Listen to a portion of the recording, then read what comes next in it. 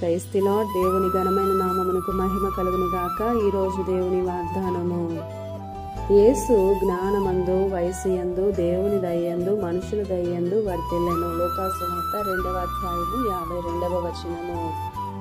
ఈ ఉదయకాల సమయంలో మహోన్నతుడైనటువంటి దేవుడే మనతో మాట్లాడుతున్నాడు. యేసు క్రీస్తు అన్నింటిలో వర్ధిల్లారు. మనము కూడా వర్ధిల్లాలి అంటే దేవుణ్ణి జాగ్రత్తగా వెతకాలి, బ్రతిమిలాడుకోవాలి, పవిత్రంగా జీవించాలి, యథార్థంగా ఉండాలి, అన్నింటిలో నీతిగా బ్రతకాలి, ఆయన యందే నమ్మకం ఉంచాలి.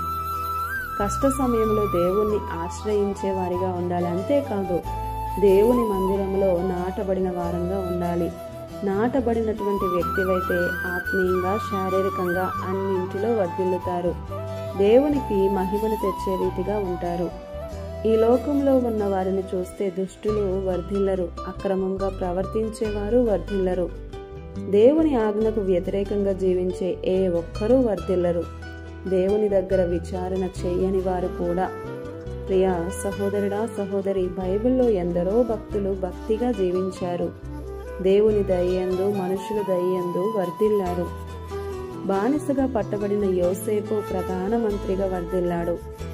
రాజు గుమ్మము దగ్గర ఉన్నటువంటి మొర్దెకై ప్రధానమంత్రిగా, గొర్రెలు కాచుకునే దావీదు రాజుగా, చెరలోనికి వెళ్ళి ప్రధానమంత్రిగా దానియేలు, ఇలా ఎందరో భక్తులు దేవుని యందు భయభక్తులు కలిగి వర్ధిల్లారు.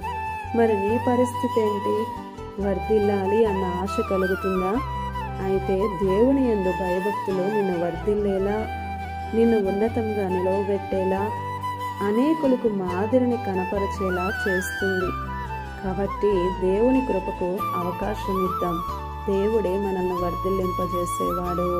ఆమేన్. ఈ దిన వాగ్దానం మనందరి జీవితాలలో నెరవేరాలని కోరుతూ దేవుని సువార్త పరిచర్యలో మీ సహోదరి Prasanna. God bless you. Amen.